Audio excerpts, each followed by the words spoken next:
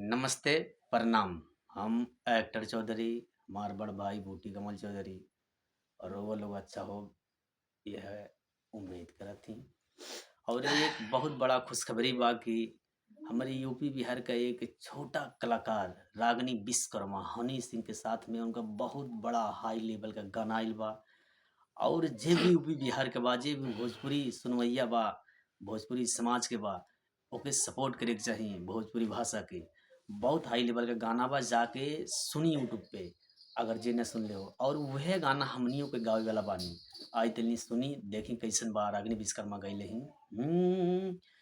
हर दीदिया के देवरा चढ़ौले बाटे नजरी, दीदिया के देवरा चढ़ौले बाटे नजरी, चोली के चिझुइया चिखाल चाहे जबरी, चोली के चिझुइया चिखाल चाहे जबरी, दीदिया के देवरा चढ़ौले बाटे नजरी, दीदिया के देवरा चढ़ौले बाटे नजरी, चोली के चिझुइया चिखाल चाहे जबरी, चोली के चिझुइया चिखाल चाहे जबरी। और देखी उहे रागिनी विश्वकर्मा हूँ जे एक बार वायरल भइल रहल, एक गाना गईले रहलिन, पंखा कूलर से ना गर्मी जाला, सारा मेकअप हमारे ऐसा ही झुराला। त आई सुनी हो गाना के, बहुत प्यारा गाना रहल उस समय।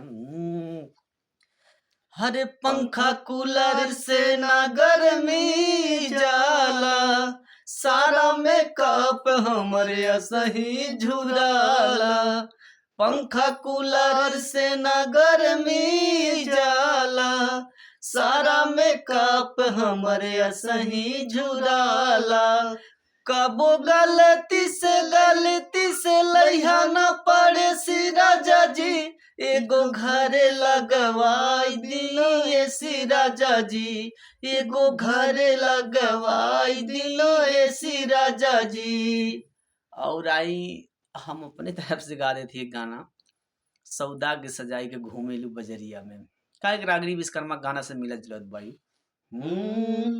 सौदा के सजाई के घूमेलू बजरिया में, सौदा के सजाई के घूमेलू बजरिया में, सौदा के सजाई के घूमेलू बजरिया में, गोरी बास गइल बाड़ू छैलन के नजरिया में, गोरी बास गइल बाड़ू छैलन के नजरिया में।